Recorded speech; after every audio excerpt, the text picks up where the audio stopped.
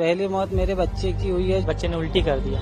बच्चों की खांसी के लिए जो दवाई दी गई, उसी दवाई ने उनकी सांसें छीन ली। एक दवा जो बच्चों के लिए बनी थी, अब सवाल बन गई है। मध्य प्रदेश और राजस्थान में कुछ केसेस सामने आए हैं जहां कोल्ड रिफ कफ सिरप के कंजम्पशन से बच्चों की तबीयत इतनी बिगड़ गई कि उन्हें बचाया नहीं जा सका। पेरेंट्स सोच रहे थे कि इन्फेक्शन होगा। डॉक्टर्स ये पता नहीं लगा पा रहे थे कि किडनी फेलियर्स क्यों हो रहे हैं। फिर तमिलनाडु ड्रग्स कंट्रोल डिपार्टमेंट के लैब टेस्ट ने दिखाया कोल्ड रिफ सिरप को श्रेसान फार्मास्यूटिकल्स नाम की कंपनी ने मैन्युफैक्चर करा था। इसमें था डाइथिलीन ग्लाइकोल, एक केमिकल जो कार कूलेंट में यूज होता है। डॉक्टर्स का कहना था कि इसके कंजम्पशन की वजह से पेशेंट्स को एक्यूट किडनी फेलियर और दूसरे जानलेवा सिम्टम्स हुए। इसके बाद कई राज्यों ने इन सिरप्स पर बैन लगा दिया है और अब बस नेशन वाइड टेस्टिंग चल रही है। डॉक्टर प्रवीण सोनी, जिन्होंने ये सिरप प्रिस्क्राइब की, उनको अरेस्ट कर लिया गया है। मध्य प्रदेश के रतलाम और छिंदवाड़ा जैसे डिस्ट्रिक्ट्स में 14 से भी ज्यादा बच्चों की मौत हो गई है। और जब तमिलनाडु के इंस्पेक्टर्स ने फैक्ट्री चेक की तो वहाँ की हालत कुछ ऐसी थी। रस्टेड मशीनरी, खुले कंटेनर्स और कोई सेफ्टी चेक नहीं। कंपनी ऑफिशियल्स का कहना है बैच में कंटामिनेशन था। सवाल ये है कि जिन लोगों की जान गई, उसकी जिम्मेदारी किसकी है? मैन्युफैक्चरिंग की